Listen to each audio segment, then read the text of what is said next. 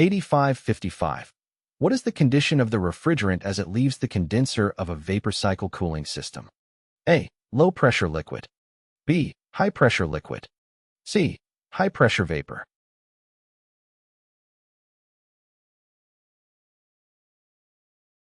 The correct answer is B. The condition of the refrigerant as it leaves the condenser of a vapor cycle cooling system is a high-pressure liquid. In the condenser, the refrigerant is cooled down and condensed from a vapor to a liquid state by releasing heat to the surroundings. The high-pressure liquid refrigerant then flows out of the condenser and enters the expansion valve or orifice tube to continue the cooling cycle. 8556. In what position should the bottle be placed when adding liquid Freon to a vapor cycle cooling system? A. Vertical with the outlet at the top. B. Horizontal with the outlet to the side. C. Vertical with the outlet at the bottom.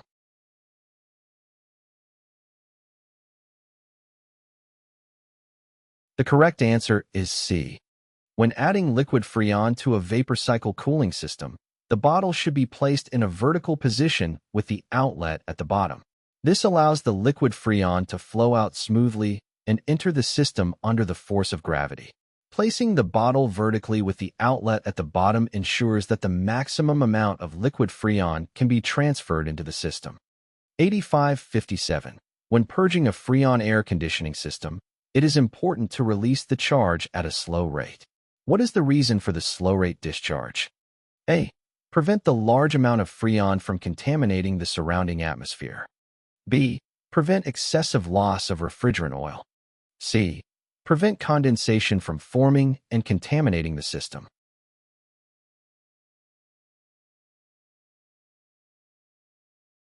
The correct answer is B.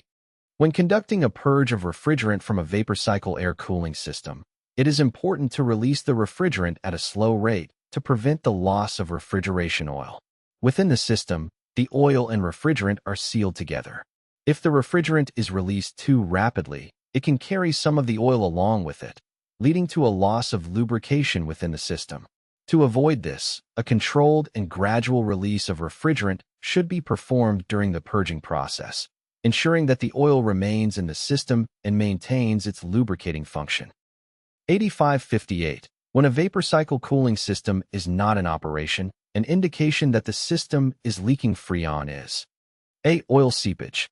B. Bubbles in the sight glass. C. An ozone-like odor in the immediate area.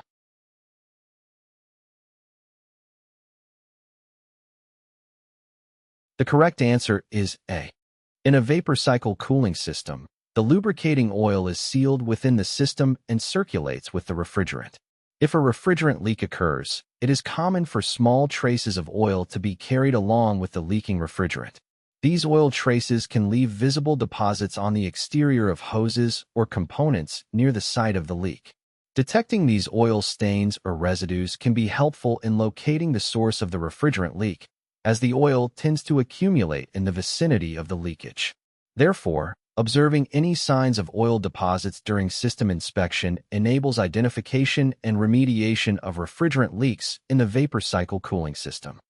8559. In an operating vapor cycle cooling system, if the two lines connected to the expansion valve are essentially the same temperature, it indicates A. The system is functioning normally. B. The expansion valve is not metering Freon properly. C. The compressor is pumping too much refrigerant.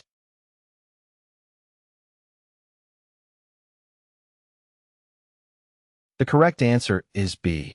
In an operating vapor cycle cooling system, if the two lines connected to the expansion valve are essentially the same temperature, it indicates that the expansion valve is not metering Freon properly. The expansion valve regulates the flow of refrigerant into the evaporator coil, controlling the cooling process. If the two lines connected to the expansion valve have similar temperatures, it suggests that the valve is not effectively controlling the flow of refrigerant, leading to an improper distribution of refrigerant between the high-pressure and low-pressure sides of the system.